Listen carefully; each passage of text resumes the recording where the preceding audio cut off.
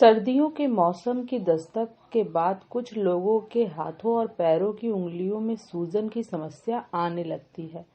Skin expert doctor शक्ति बसु बताते हैं कि ये समस्या कुछ लोगों में आ जाती है। इस समस्या को गंभीरता से लेने की जरूरत रहती है। ऐसे में अगर इसमें लापरवाही बरती गई तो ऑपरेशन तक की नौबत आ सकती है। कुछ घरेलू सावधानियों से इसका बचाव किया जा सकता है, लेकिन अगर समस्या ज्यादा हो तो फिर संबंधित डॉक्टर से ही सलाह मशवरा करके दवा लेनी चाहिए। देखिए, ये आप सही कह रहे हैं कि जो जाड़े के ऑनसेट जब होते शुरुआत होती है, उसी समय से लगभग कुछ लोगों को, सबको तो नहीं, कुछ लोगों को ऐसा होता है कि जो हमारे शरीर के दूरस्थ अंग हैं, जैसे कि हाथ की उंगलियां हो गए, पैर के पंजे की जितने भी वो उंगलियां हैं वो सारे, और कभी कभी नाक भी, नाक का टिप, तो वो जो है ठंडे हो जाते हैं और नीले पड़ने लगते हैं और उन्हें खासा परेशानी होती है। इसकी वजह ऐसी होती है कि अगर ये जो पेरिफेरी में जितना भी हमारा सर्कुलेटरी सिस्टम है, अगर वो किसी तरीके से किन्हीं लोगों में कॉम्प्रोमाइज हो जाए कि वो समय के अनुसार जो है उसको बॉडी के टेम्परेचर को ना मेंटेन कर पाए, तब ये होता है। अमूमन रिएक्शन ऐसा होता है कि जब भी बदन को ठंडे का एहसास होता है तो जो त्वचा या त्वचा के नीचे की जितनी भी धमनियां हैं वो सिकुड़ जाती हैं।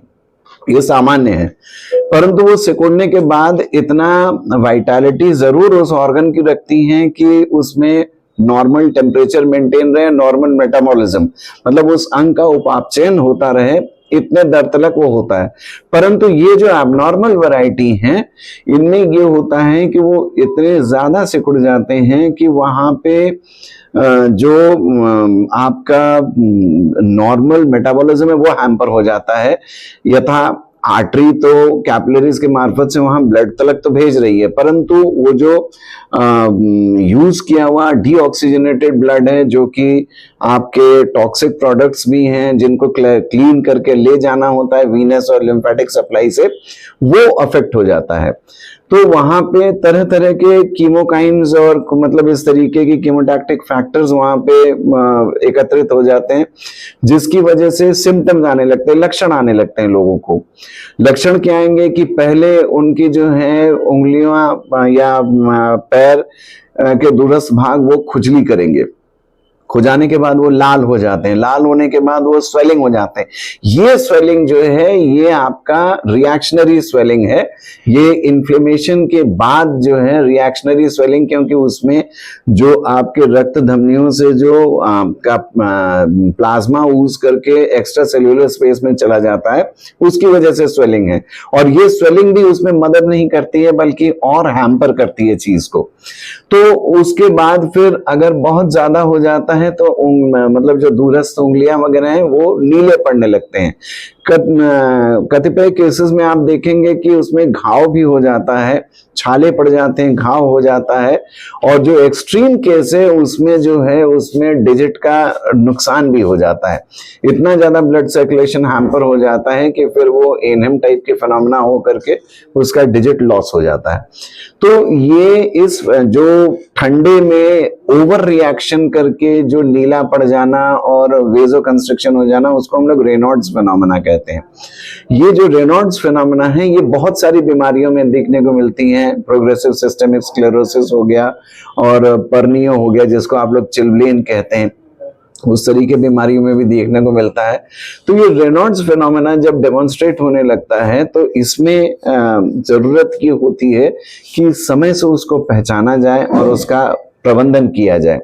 तो सबसे पहले तो जो प्रभावित व्यक्ति होते हैं वही बताएंगे कि हमें ठंड में इस प्रकार की परेशानी होती है, नीली हो जाती है और काम करने का उसमें क्षमता नहीं रहती है, बड़ी खुजली होती है, रात में अगर उसमें जरा भी गर्मी मिल जाए तो कंबल के अंदर पैर खूब रगड़ रगड़ के खुजाते हैं। ये सारी बातें वो बताएंगे। प्लस जैसे सब्जी वब्जी काटेंगे तो पानी में अगर हाथ डुबोएंगे या ठंडे पानी से स्नान कर लेंगे उसके बाद नीली पड़ जाएगी, नाक नीला पड़ जाता है। तो ये पहचान वो बताएंगे और पहचान के बाद जब ये डॉक्टर के पास जाएंगे ये थोड़ा ओवरलैपिंग फिनोमेना है। ये कुछ हिस्सा त्वचा रोग विशेषज्ञ और कुछ हिस्सा जो है ये सर्जन यानी शल्यक के उसमें क्षेत्र में आता है। तो दोनों को ये मिला जुला करके ये करना है।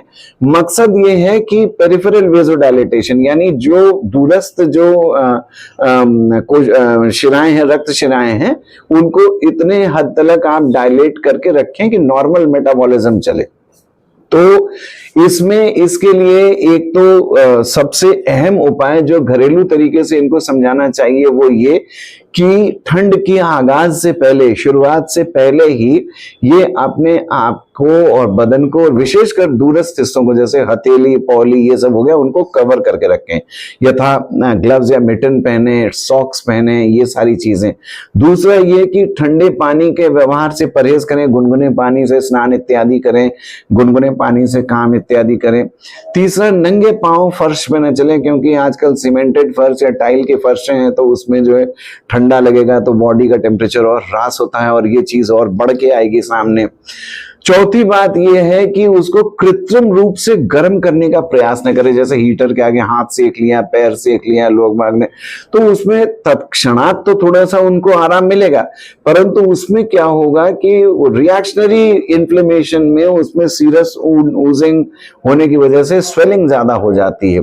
तो जरूरत यह है कि बॉडी के हीट को यानी शरीर के तापमान को बरकरार रखें, बनाए रखें, उसको बॉडी के टेम्परेचर को मेंटेन रखें। और जब ये माइल्ड जैसे सनशाइन हो, जाड़े में, जाड़े की धूप सबको अच्छी लगती है तो जाड़े की धूप में तो बैठ सकते हैं, उतने में कोई दिक्कत नहीं, लेकिन कृत्रिम रूप से उसको गर्म करने का प्रयास न करें, बॉडी के टेम्परेचर को मेंटेन करें।